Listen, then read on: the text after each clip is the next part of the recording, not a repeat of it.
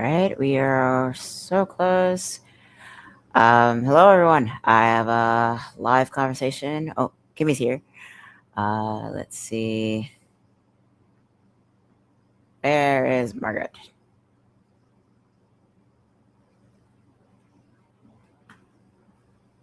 Hi, Kimmy. Yes. Now, now I'm still working out the kinks with this thing. Just bear with me, and we're gonna go. We're gonna have a great conversation this time around.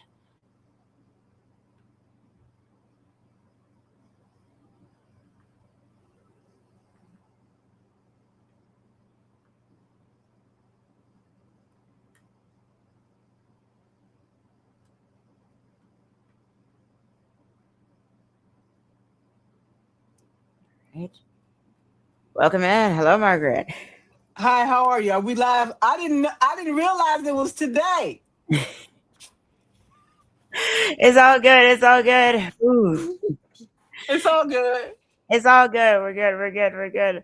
Oh my god. Okay. So we have a few people live with us already. Hi Kimmy. Kimmy's with us today. I'll hail the subscription fairy. Yeah, all kinds of good stuff. So let's see. I am just gonna while we wait for more people to come in. Oh, wait for more people to come in chat. We're just live on Substack right now. So we'll wait for Okay. more. Yeah, we'll wait for more people to come in chat. I'm just gonna play with the overlay a little bit so we can have that. Alrighty. Mm-hmm. And let's see. And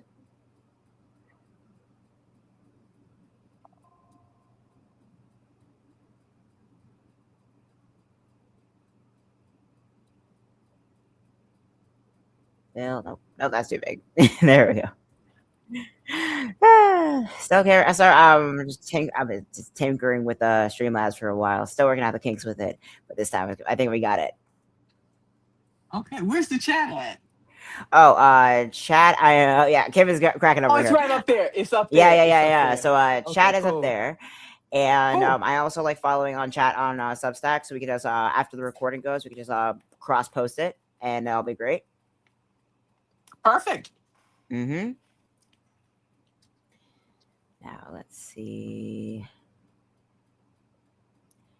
Yeah. It's not a bad overlay. I usually use this one for gaming live streams, but it's still pretty good. Yeah, Yeah, I like it. yeah, yeah. All right, now let's. While that's going on Substack chat is going. Let me restack a few minutes just so I can just promote a little bit. You could actually go into open a separate tab on Substack and this is a great I don't think demo thing for people if they want to do too. All right, so yes, yes, yes, yes.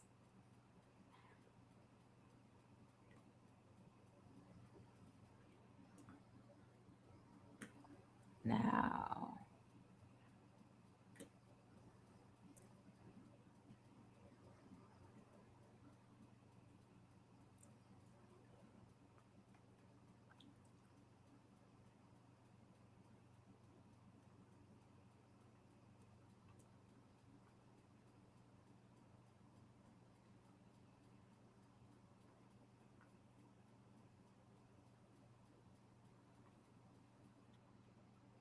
so far, yeah, I think we're about 5 minutes in. I'm gonna give it another 2 minutes, just with see if anyone else traction. If not, we got some great clips to post. So even so. Awesome. All right. All right.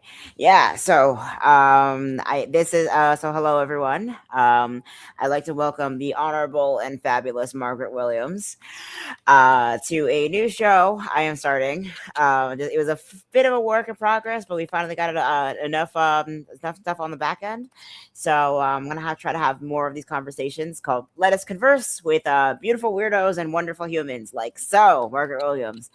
And why don't you, Margaret, to some of my viewers who may not be on Substack or because I'm going to cross post between Twitch and YouTube as well, why don't you tell us a little bit Sure. about yourself? Well, I'm Margaret Williams. I am a certified executive leadership coach. Okay. I help women who have been marginalized elevate their voices, stop surviving power systems, and start leading with freedom, influence, and authority. I'm honored to be here with you today, Tig. Thank you so much. Thank you so much for being here with us. Actually, I'm a big fan of your work, and we've been in chat for a while now. Actually, because even like from my previous interview I did on your show on your Substack about how leadership is and how well you got to own it. If you have that power, you got to own it and coming into your own. And even if like it comes into a bit of a fear and a bit of hesitancy. So that goes into our main conversation that we're going to have today is basically navigating conflict and how to navigate either harm reduction or how do you navigate those kind of situations, like what happens when as a leader or someone in power or someone with influence or even just an average person when you may have caused harm or someone has caused harm to you, and what would that look like.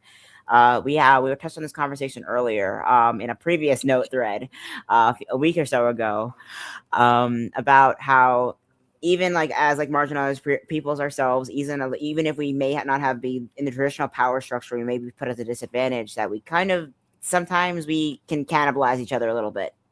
We can self-sabotage our own efforts, and I want to know, well, that's a good place to start actually. So what are your thoughts, Margaret? Yes, and a lot of these things stem from, I think, childhood trauma. Okay, when we look at imposter syndrome, we look at inner critic, um, self sabotage. We look at a lot of these tendencies. It comes from negative self talk that we have experienced during our childhood, and we internalize these things, and Yes, then we start to believe that they are true, which yeah, limits our capacity to excel in life. it does. And there is a lot of discourse around like childhood trauma and come in breaking a lot of those cycles. But even like something I've actually been reading up on and trying to work on myself is actually not just in terms of breaking cycles, but in order to break a cycle of harm, we first have to establish that the harm was being done. And I think that is a redefinition of what accounts as harm. And I think that's something a lot of us struggle with, because it's a very we're in new territory, we're in new waters over here as to what fully accounts as harm. And I was looking forward to talking with you today to pitch this little idea I have about that very topic. So first off, I wanted to first ask a question to you, as to what do you think are the core different forms of how harm can manifest? Harm can uh, come visual.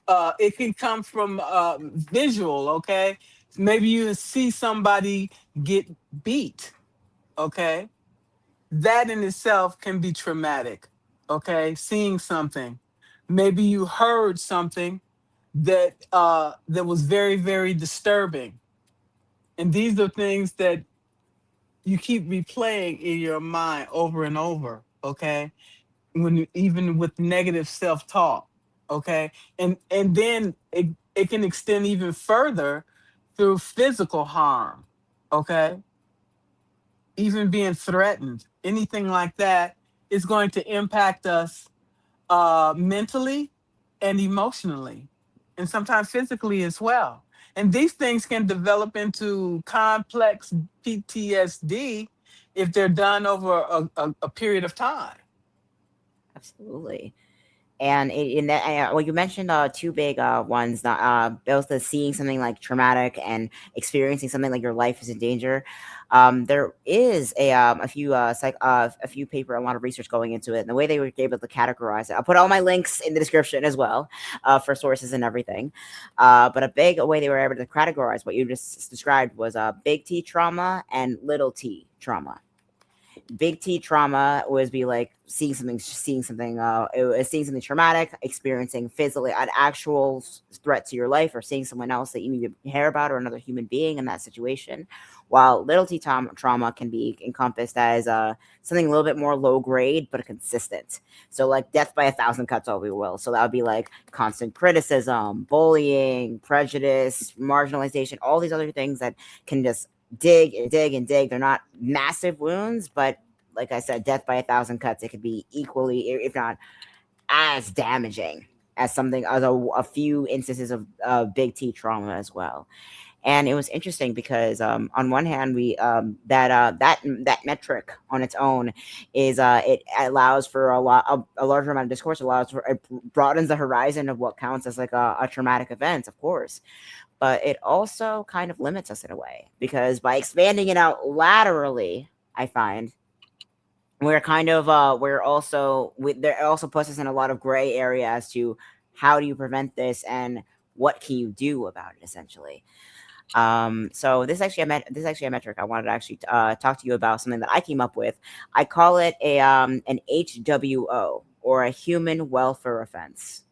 It is any behavior, any kind of physical. Any kind of action towards another human being that poses a harm to a person's welfare in a physical, psychological, developmental, financial, or financial circumstance within a power dependent relationship or an institutional power dependent relationship. Yes, So and that I want to.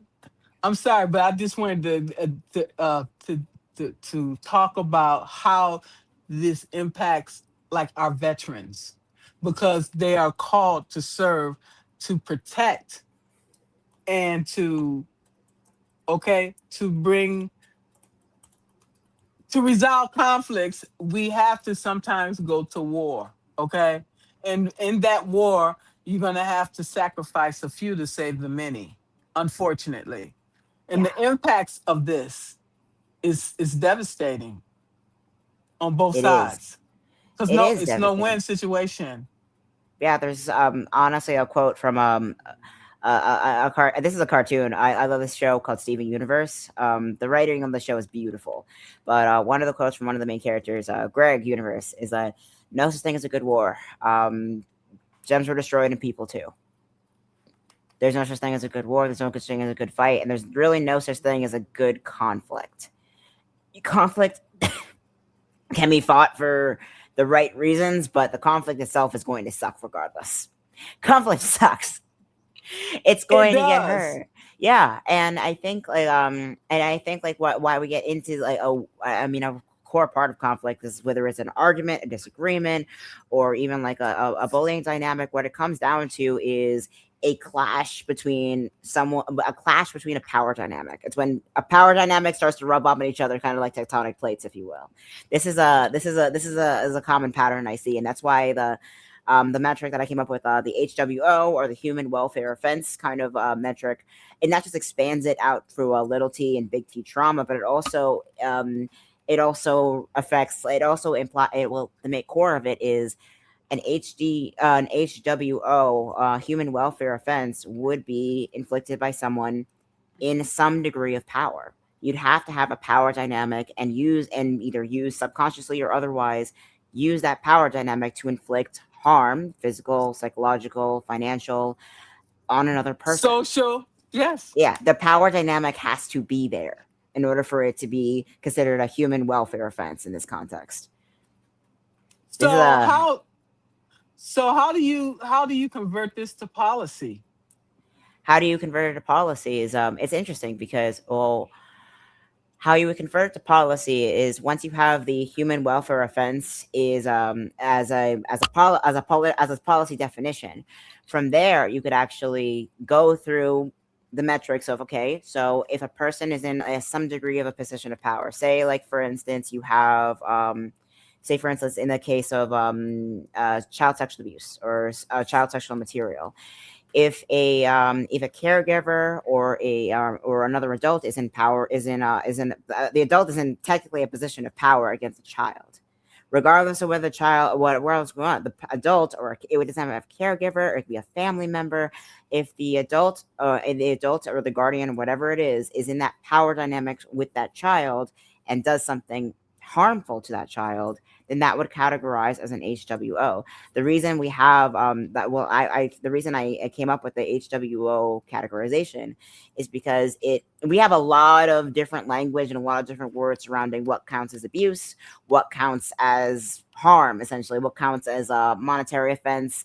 All this is a lot of additional language that comes into it, and that when you have more language to describe a consistent thing, that's not always a good thing. That comes with a lot of gray area. That's where you end up with a lot of that's how you get in the weeds with culture wars and a lot of the things like that. If you have if you keep expanding more terminology to add addendums and addendums and addendums, it becomes very very convoluted very very quickly. We can see that in our political system. Okay, Yeah, unfortunately. Okay, so to make this policy, okay, that means we have to enact additional addendums or amendments, or what did you yeah. call it? Yeah, Yeah, yeah, and that's exactly. and on paper, that's on practice. That actually sounds like a good idea because it allows you to change Right, things. However, right, an addendum on a faulty idea is not quite the magic fix all it was thought to be. You know, it's like right, you can if you have a device that isn't if you have let's say you have like a machine that was designed to be operate in a very specific way for a specific time. You can make right. attachments. You could add a different paint job. You can do all these. You could put bumpers and safety guards on it. You can do whatever you want to it. It's still going to be that machine that was designed for that specific purpose at the specific time, even if it was warranted at the time period. But now it causes harm. And the definition of harm keeps changing as well. Yeah, Okay, and that's honestly, and yeah, so what do we do about that? Because again, we make need to make these changes at the what, local, state, and then federal level. hmm it starts with having a consensus as to what harm entails, and that's where the human welfare offense comes in. Full stop.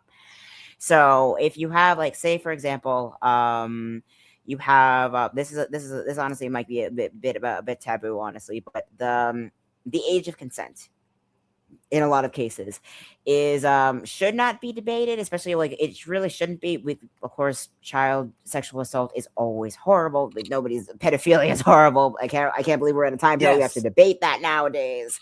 Right. But yeah, but the problem how we enforce of enforcement, because we of course we're on the same page on that, but the enforcement comes into play when you have ages of consent be as a threshold. Oh, like oh, what happens if a kid is 16, the other person's 17? It gets into the weeds very very quickly, and that allows bad actors to come in and exploit those gaps and exploit those loopholes.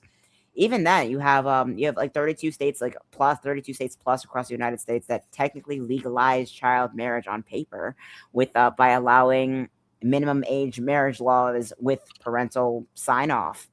It's basically a loophole, and since marital rape is not across the board consistent across different states, it gets very easy to find loopholes, and people will continue to be harmed even if you make an addendum changing the age of consent to from 12 to 18 as it should be.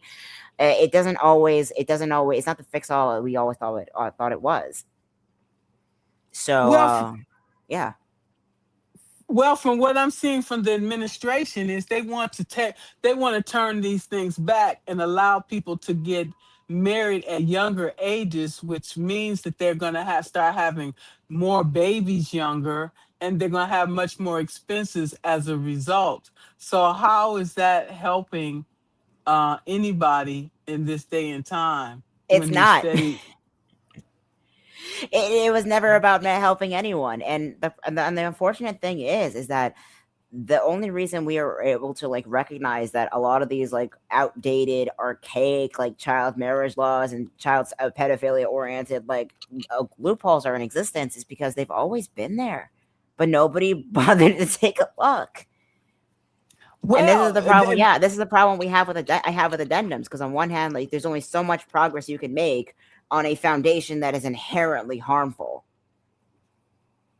how can you do that? You're going to you cannot build a solid foundation on contaminated land and not have it impact these. the entire facility because you Yeah, got drinking water, okay? And all these things leaches from the soil, okay? yeah. So, and all the contaminants there. So, a band-aid? No, you It's can't not do going to that. solve that. Yeah, a band-aid's not going to No, solve it. But even then, you no. can't just tear the whole thing down without risking additional casualties as well. It's not. It's a lot. It's so much more complicated. On one hand, we understand that we are in a collapsing, decaying empire. On the other hand, wiping the whole slate clean and starting over is going to cost a lot more human lives and casualties than anyone is comfortable going through with themselves. It's not. Who There is pays? no exactly. We It's not we pay for, maintaining this exactly. Maintaining the status quo is not enough. Swiping the wiping the board clean is not going to cut it. So that's honestly why I'm really excited to talk to you about talk about these ideas because if we're going to move forward, we have to focus on not just like damage control or addendums or patchwork. We have to kind of build a softer foundation to catch the pillar when it falls, for lack of a better term. absolutely. So, uh, how do In we go term, about doing that? we go about doing that by one idea I came up with actually, especially in terms of the age of consent. This was a good one I came up with earlier. Instead of having a single age cutoff or threshold, it would be a consent bracket model. So it replaces the hard age cutoff with age ranges that reflect neurological development stages as we need them. Essentially, bracket agency is determined by developmental proximity, not chronological age gaps. Does that make more sense? Yes, it does. But then you're talking about letting people get married earlier, and then you putting all these children in the workplace and in these unsafe work conditions. Yeah, Okay, and it's not which it's is not sustainable. no, it's not, and you're making more problems as a result, and you're bringing more unwanted pregnancies as well Yeah, because it was always like honestly, the opposition was always going to be focused on the a Christian Taliban. Let's just call it for what it is. The Heritage Foundation, all of it was always going to be the Christian equivalent of the Taliban. They promised like a lot of these men going along with this crazy plan were promised virgins milk and honey. That's basically what it came down to. And in combat to that, if we're going, because on one hand we recognize that, and of course we gotta stop it, and we're gonna hold people accountable, of course, but we it's not have enough to. just to, yeah, we got to, of course, but it's not enough to dismantle that whole decaying system without replacing it with something else. And in order that something else is what I'm proposing for one aspect. This larger problem is a redefinition of what counts harm as a human welfare offense. Therefore, We we have. Oh, yeah. sorry. Go ahead. No, no, yeah. Go ahead. Go ahead. What you were saying earlier. What I was going to say is that we have to have stand for something or fall for anything. Okay, we need to make these necessary changes, but we need to get and the house and the what's the other one called? We need to get them in House and the line. Senate. Yeah, to agree upon this. So how do you put that into the system?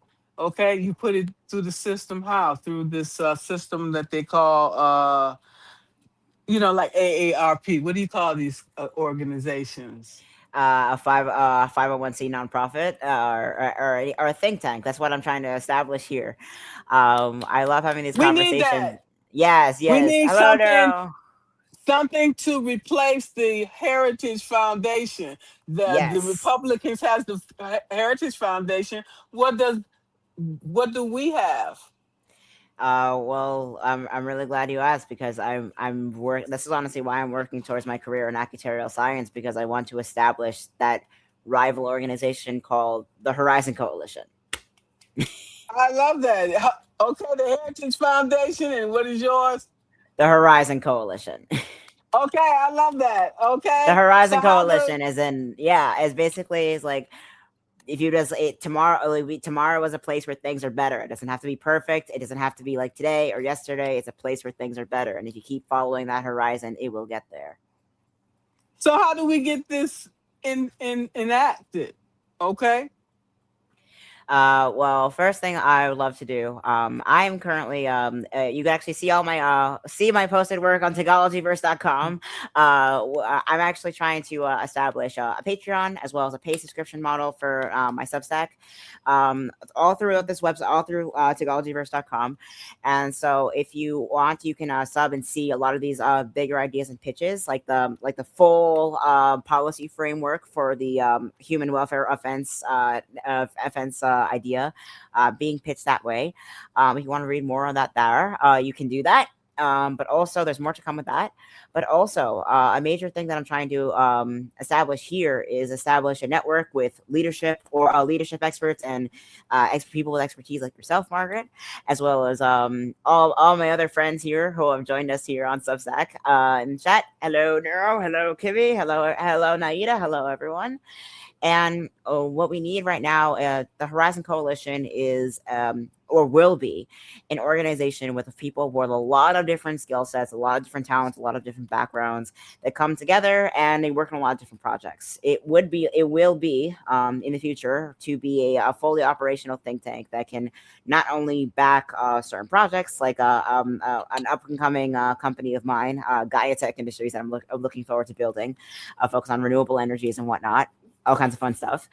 But also, the thing to be awesome because it would also be able to, instead of bribing politicians like the Heritage Foundation, we could be like a really fun, a back end source of infrastructure and revenue for different activist movements. In the chat, we have the Honorable Naida Green, who is the leader of Disability Community for Democracy Inc. I highly All recommend going. right. Oh yeah, how strong she is in disability rights activism and organization, and she has that network, and she has an rising Amazing. Substack. Yeah, I would and love to have a conversation with her on my Substack too, because I wanted to tell you that I want to hook connect you with Evie, Natasha K. Yeah, I told you about Will Fullwood. Okay, also we got Walter Ryan, we got Nick Perro, we got all these powerful people within Substack. We need to start having these conversations, getting you out there on each of these platforms to talk about your initiative. Okay, because this is too important not to happen, not to put out there. Okay. it's too important to stay silent. This is too important Exactly. to be forbidden knowledge. It shouldn't have to take Absolutely. I mean, this is the example we'll give, like the Library of Alexandria after the fall of the Roman Empire and the start of the Middle Ages. The Library of Alexandria was burned to the ground with the start of the Protestant Revolution. They burned it and they murdered one of the most remarkable women in human history, Hypatia of Alexandria, who was a polymath. She was a scholar. She was remarkable, and they did this because of a rising fervor of religious zealotism and on behalf of a whole bunch of wealthy backers. Like, hey, if we keep people ignorant, superstitious, and scared of each other, then we can maintain power for as long as possible.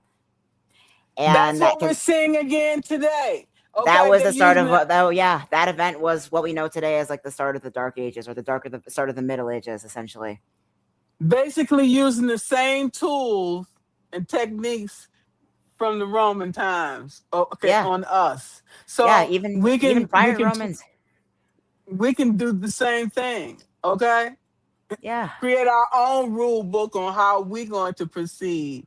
Okay, to save our generation and future generations. Okay. yeah, and it all comes back to this core idea that surrounds the Horizon Coalition is taking what we know, the technology of today, as well as the knowledge from the past, and merging them together, integrating them into something new, something forward, something beautiful that wasn't like today, it wasn't like yesterday, it wasn't a rebrand or an aesthetic reboot or anything like that. It's something new, and I think that's something I'm really looking forward to working with you all on in the future. Let's go. How do we start? What do we have to do? What do you need from us to make it happen? All we need is more viewers. If you could share this video, you could share my website, Tagalogverse.com. You could share my Substack, Tagalogy on Substack. I have my daily essays and writing towards all that on the standard Insomniac essays and edits to add series, as well as my short form essay series to be considered, just for little bits and pieces like little thought abstracts. Also, I'm happy to announce that I'm partnering with Naida as a regular contributor to Disability for Community for Democracy Inc. as a regular contributor to her publication as well. So stay tuned with that, subscribe. And we really just these kind of things, they start organically. It's not just it's something not something you Yes. can just dive headfirst into, you know. These things Correct. start organically by building up these ideas first and foremost, because we're very much in early stages of it. And but we also need to just as we bring more people and having more of these conversations together, we can establish a solid network so that when we get the paperwork in order and the framework and the infrastructure, we'll be ready.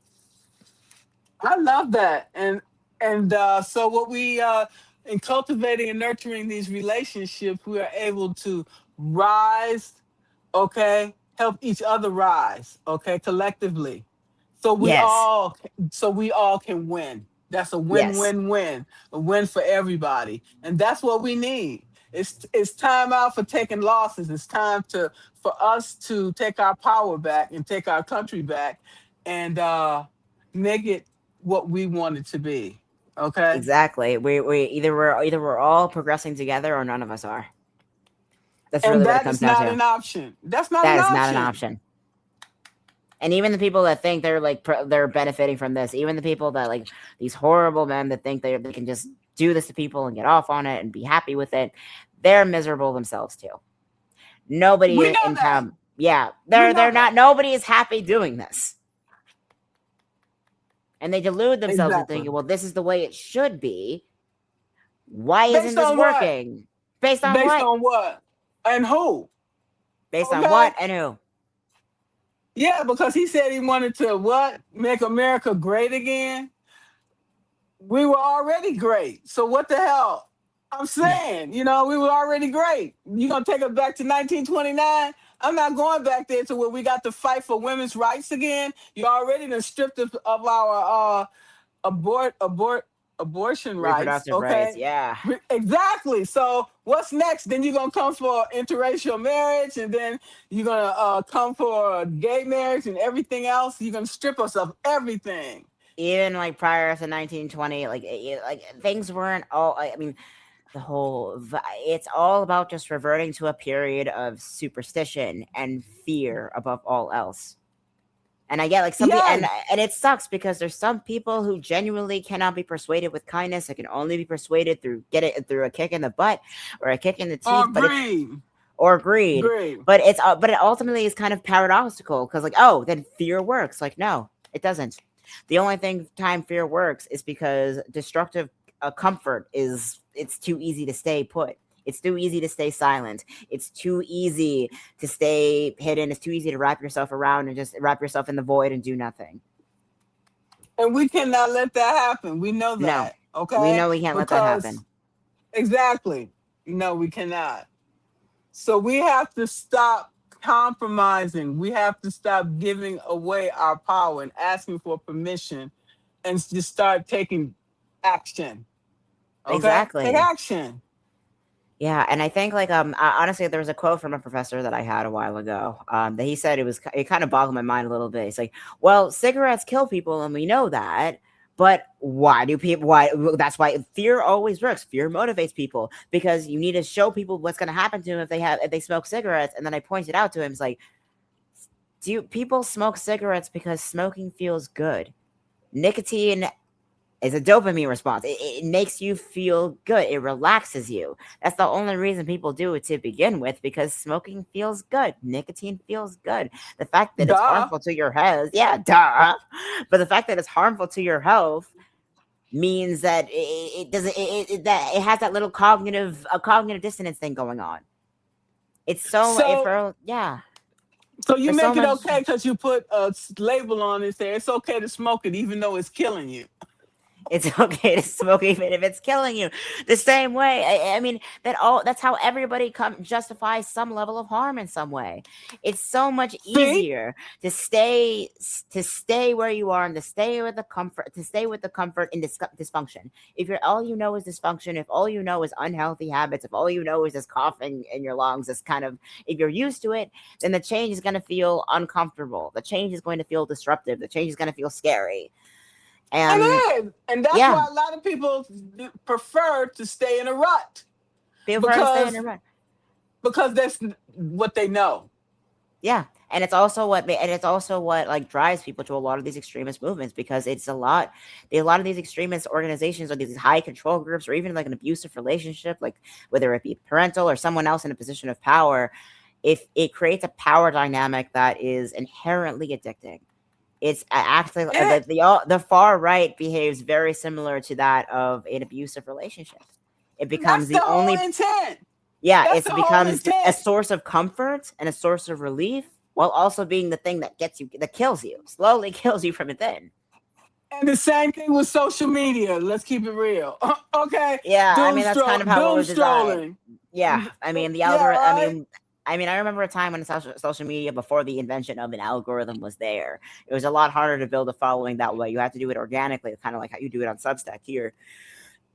Before like the algorithm was even invented as a feature within these apps, in these softwares. But the moment the algorithm came into play, then it's very much casino oriented.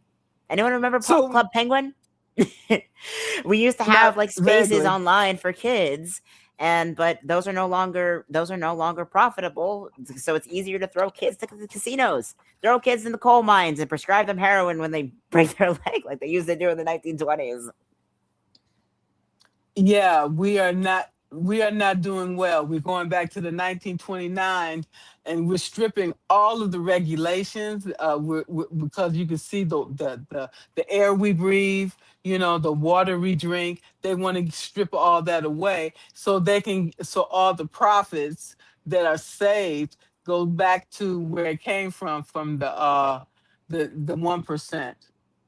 Okay, Yeah, they're but even finding so, every and way even to extract from us in every way. So at the end, we left with nothing.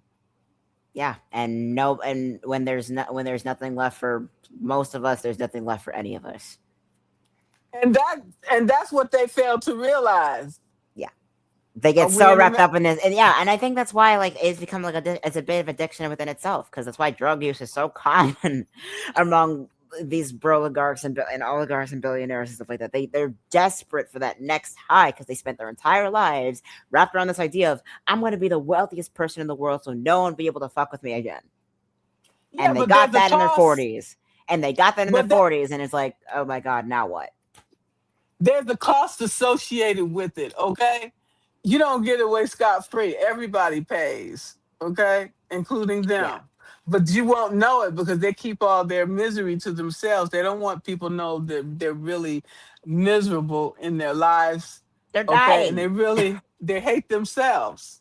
They're killing themselves. I mean, it's always just like, it's a constant feed of like little bit of cannibalization. They're consuming themselves from the inside out, and it all that's what addiction in a way does.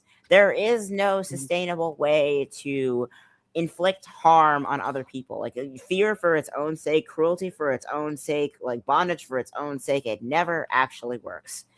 And And you this, know why? yeah, The laws of attraction works the way it was intended. When you do good, good things come back to you. When you do bad, it's karma. It's gonna come back. It's just depending on the time frame. Okay? But ex- everybody gets theirs in the end. We may not necessarily see it, but it happens. So yeah, be careful what everybody, you put out there in life. Be careful what you do to people, and be careful what you do and what you say, because it will come yeah. back tenfold. Yeah, Right? not even just like coming back like a boomerang or even like karma and stuff like that. But it's also about every single person has impact. If you Yes. exist, if you're alive, you have impact. And I think that's kind of like a disconnect that a lot of people have a struggle with understanding, is that, oh, I'm just one person. What am I supposed to do about the world as a whole? But the way I explain it, it's like, think of like a grasshopper. A grasshopper is tiny. It seems insignificant. You can squish it with your fingers. It's very, very weak on its own. But you put a whole bunch of grasshoppers together in one place, and the Old Testament it calls that a plague. And you remember Kung Fu? He called that boy he's grasshopper. Remember that? Grasshopper. Remember that? Yeah, oh my god, exactly. And it really just comes back. Everybody has impact, and I think like oh, how do you know if you're doing the right thing? How do you know if you're a good person if you either don't believe in God or something like that? It's like, well, how do you know if you want to do right instead of causing harm? It's all about recognizing that you have impact. And if you have impact, whether you want it or not, you have the choice to make that impact a good impact, a net positive, not perfect, not horrible, but a net positive. And it's when you have a net positive and you're moving towards that, it's a constant state of motion. There's room for improvement. There's room for growth.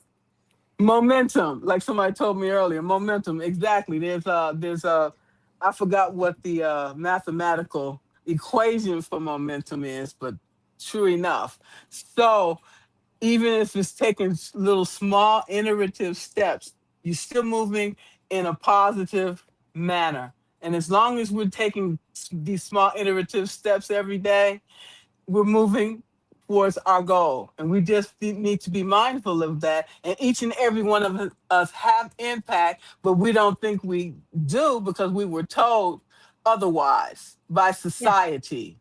Or we Okay? just deny the impact we have altogether because we, looking back, would Exactly. recognize that our impact was inherently harmful. And the thought of coming to Yes. terms with that scares the living shit out of some people.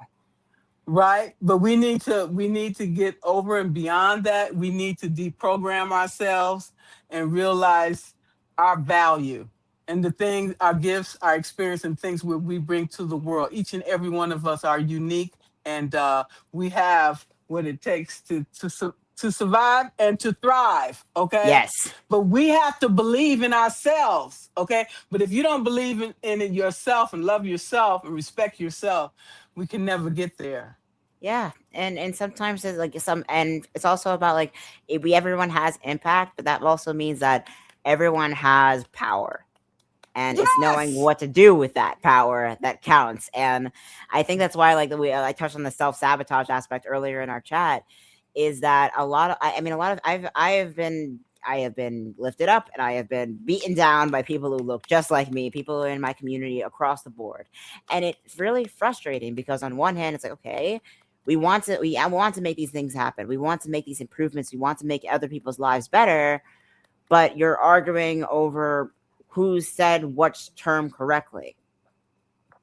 It's a bit frustrating at times because like on one hand like we understand we recognize the opposition is completely batshit nuts. On the other hand, we are still infighting amongst ourselves, which are supposed to be the resistance on what is the correct way to resist and what is the effective way to resist, and all these different nuances within it. And it's really just like it comes back to a question like, do you want to use the impact you have to make things better, or do you want to be right? Okay, that's the thing. Most people want to be right. For me, it's like, let's do what's right. I don't give a damn about my feelings. Has nothing to do with. We need to look at the overall picture. What are we trying to achieve here, and how do we achieve it? Okay, we Yes. need to put aside our differences and say, okay, what things do we have in common? Common goals, common interests, and how can we, and what's the goal, and how do we come together, put our egos aside, and do just that? Okay. Yeah. I mean, the Black Panthers, they partnered at times with the Italian mob and the mafia for various union strike Absolutely. operations, and You even had like no you choice.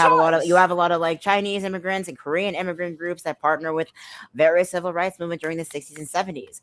All of those groups were together. I mean, we have that ability, but that knowledge that history was erased because the moment we actually got together and did something with it, the opposition did not like that very much.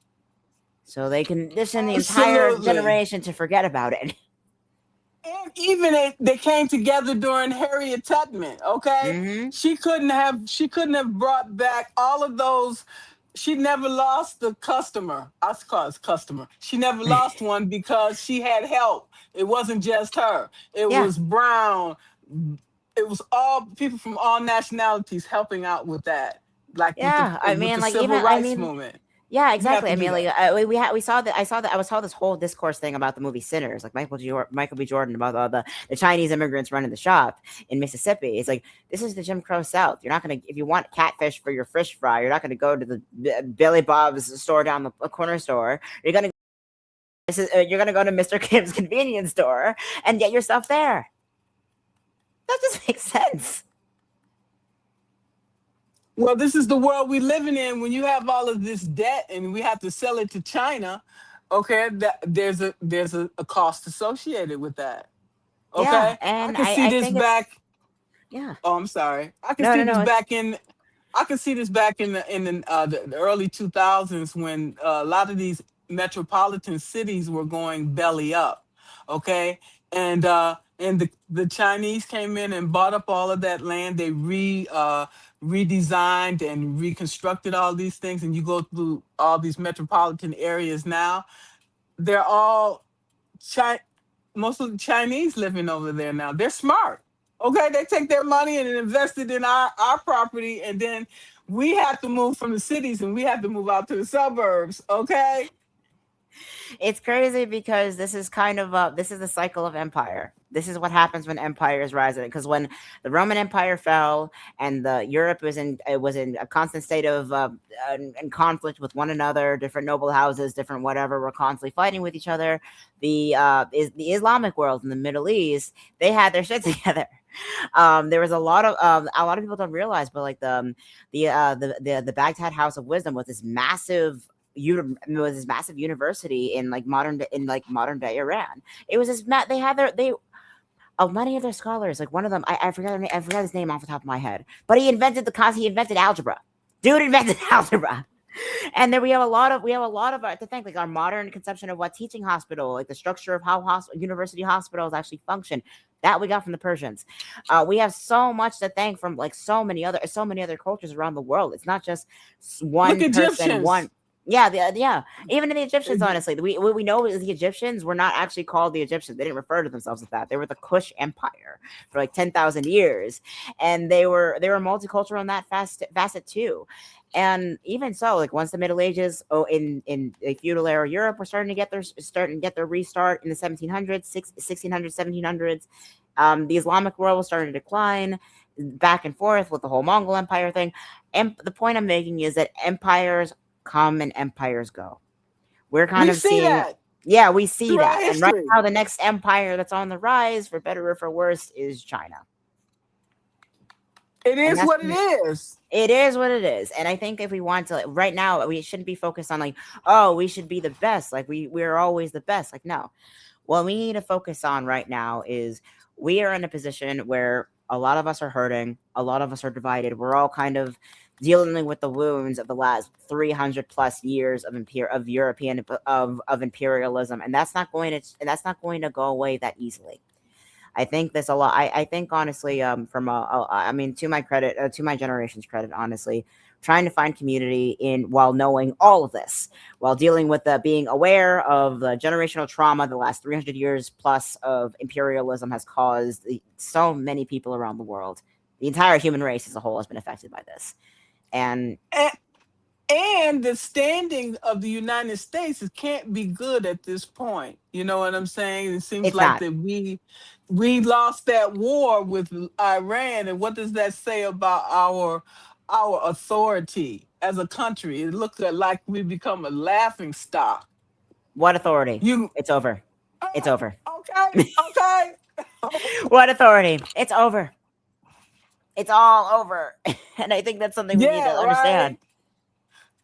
Yeah, when you open your mouth, they have a saying. It was Abraham Lincoln. If you open your mouth and then you show you a fool, and then then you've given your power away already. Okay, so Yep. you show that you're weak. Okay, so the enemy can come and do you any kind of way. It's like, oh, we Yeah. got them where we want them. Okay, Yeah, we but can even leave. then it's yeah.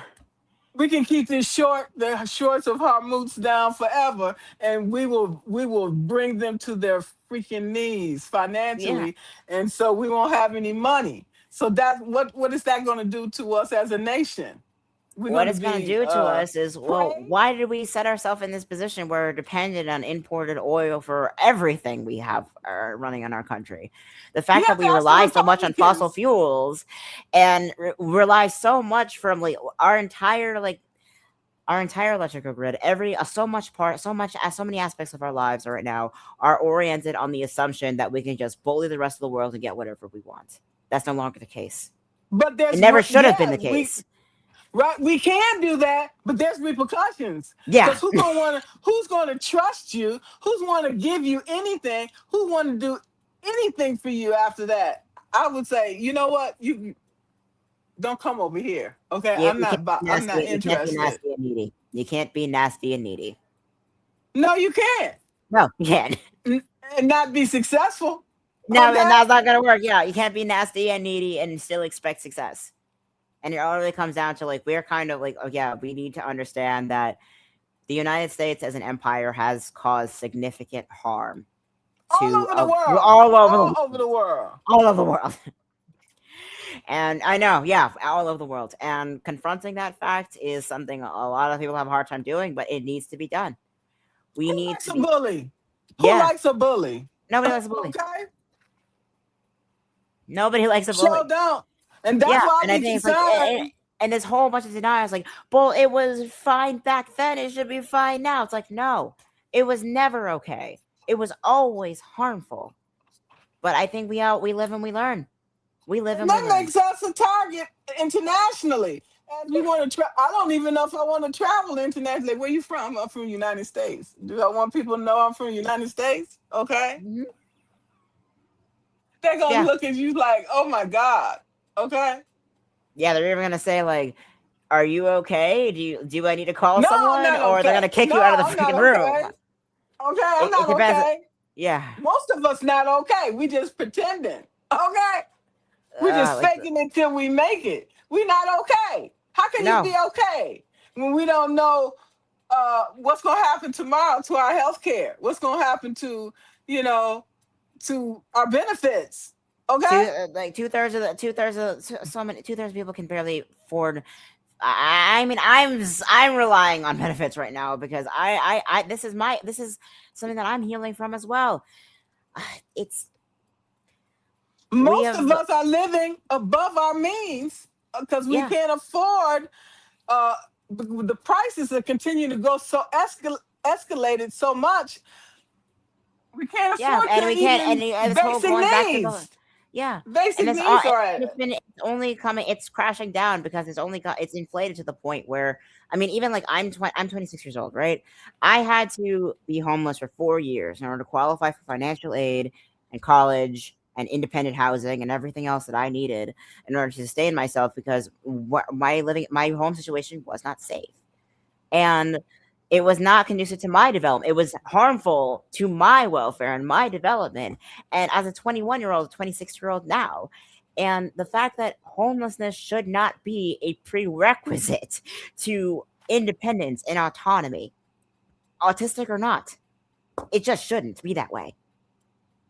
And the no, fact, it should not. No, it yeah, should not. And I know recently, this has been a ballooning situation. I think where we are right now is that like the cost of living has always been terrible. If you're a young person trying to getting out of your parents' house, there used to be a time when you turned 18 and you could just get your shit together and pack up and go, and that would be the end of it. No longer the case, and that ended like in the 80s. And then okay, so you go to college and get yourself set up with housing there as well. No longer the case either because scholarships are hard to come by unless you're very very lucky like I am or very exceptional in some degree. Like again, like I am in a clinical sense, but it's can also you? yeah, it also like skyrocketing cost of tuition, skyrocketing cost of student housing.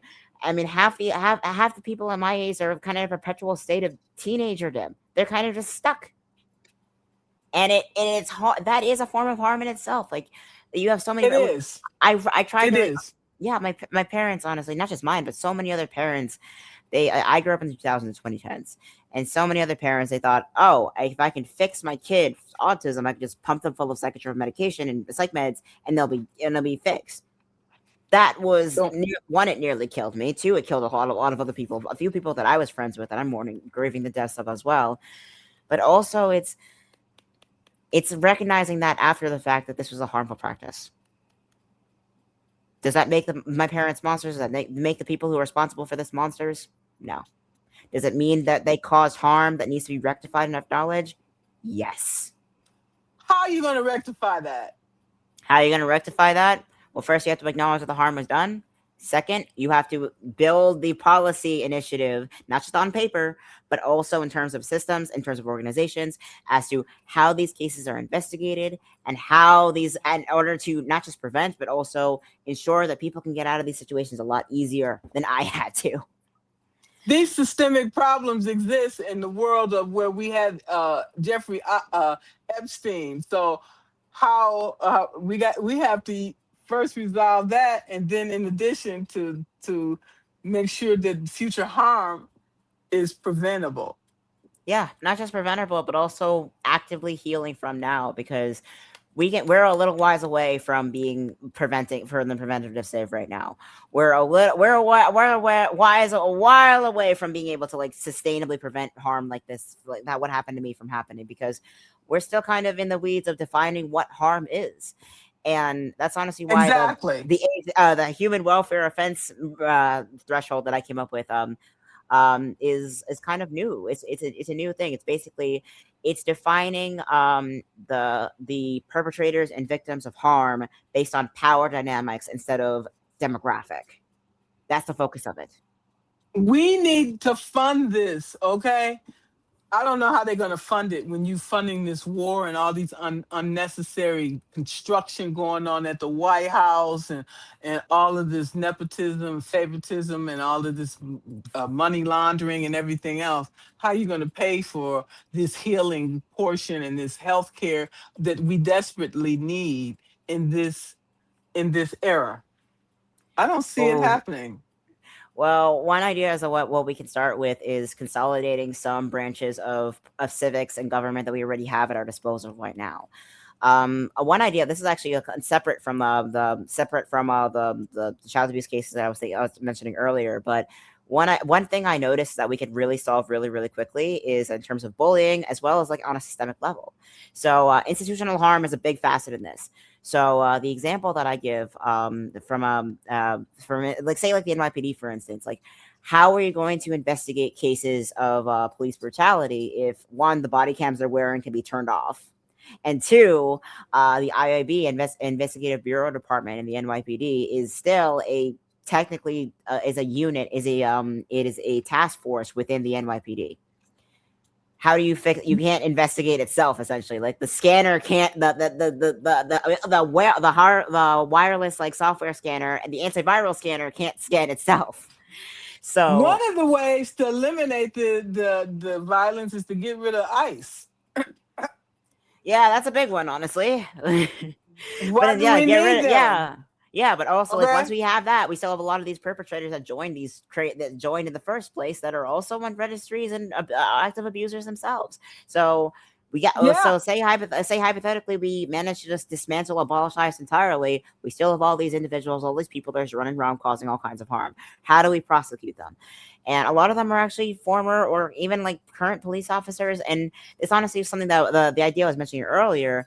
If the investigative bureau is still as a task force within the NYPD, it would make more sense to sever that. Basically, you just like sever that task force away from being a police department as task force and make it a regulatory body in City Hall.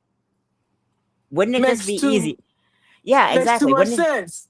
Exactly, it makes sense, and it's so easy to do. All you have to do is move that one. All you have to do is like dismantle. All you have to do is like just take it apart in the NYPD side and rebuild the same task force with the same purposes, the same regulation, the same clearance in City Hall instead of within the NYPD.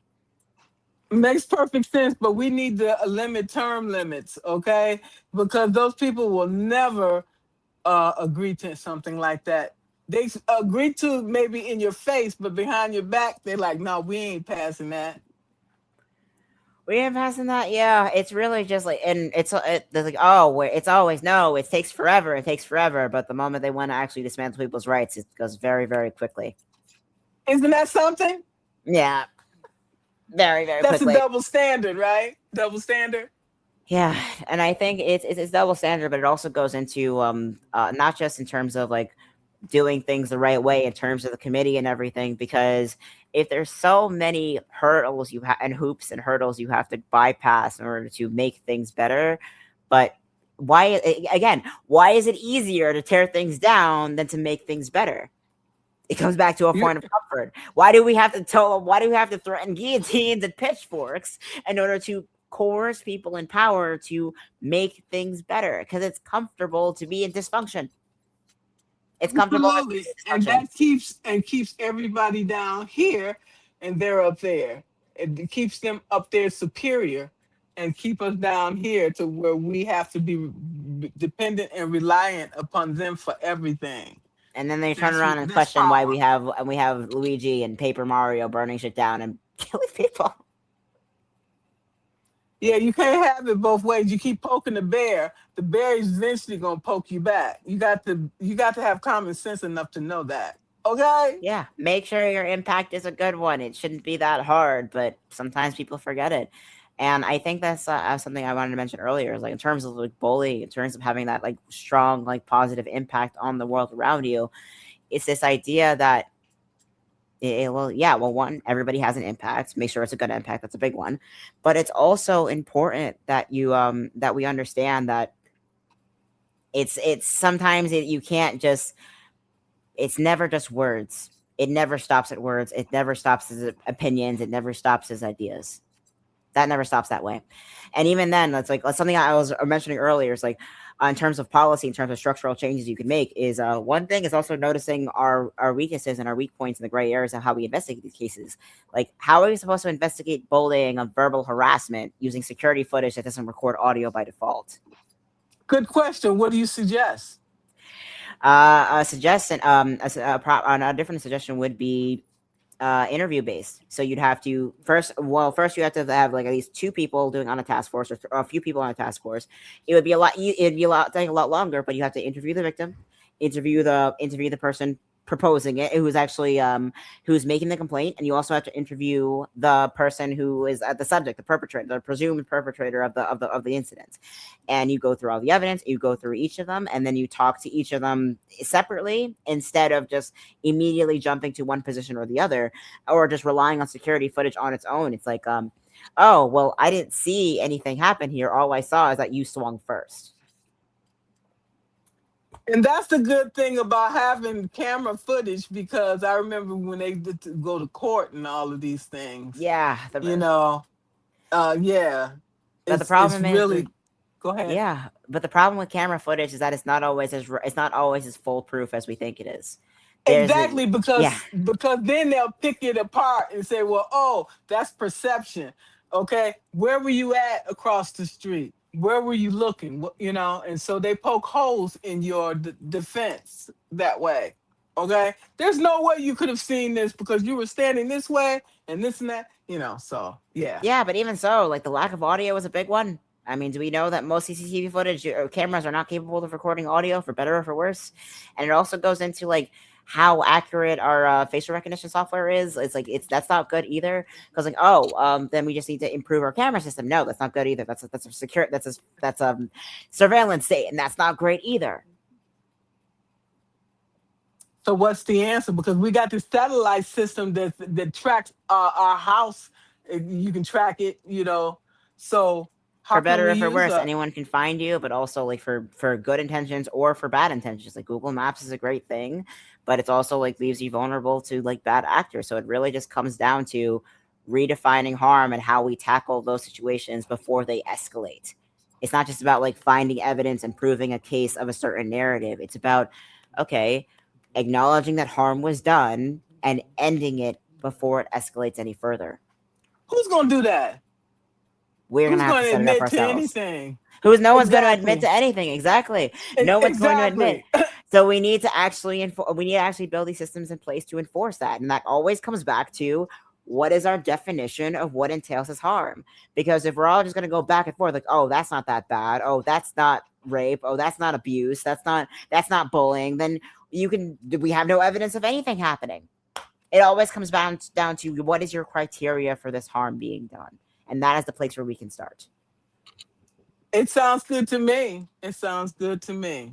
So Well, how do you make that happen? A horse of a different color. we hit the drawing board and we write constantly, and that's honestly why I'm really excited to launch psychologyverse.com, because that way I can collaborate with awesome people like yourself, as well as all my friends on chat as well here, because we need to something that the founding fathers actually had a pretty they had their flaws and they had all their biases and all their bullshit and everything. It was horrible, but one thing they knew how to do is that they wrote constantly. They wrote like they were running out of time, essentially. And we need to do the same. We need to come together, have these conversations as well, but also write the crap out of lots of essays. We need lots of essays. We need lots of documentation. We need to work with each other, writing circle wise, and come up with these solutions and hit the drawing board that way. That's how you do Sounds it. good. Sounds good. And I'm on your team. I'm with you. Thank you so much. Yes. We're going to write the crap out of this. We're going to figure this out idea wise, because we got to figure out what comes next after this.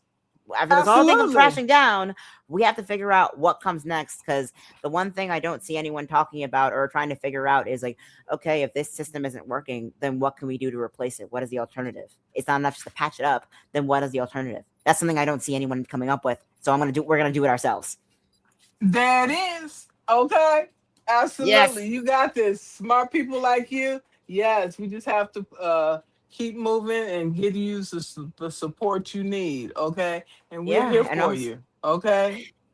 thank you so much Yes. for joining me, Margaret. Oh my goodness, this is a great conversation.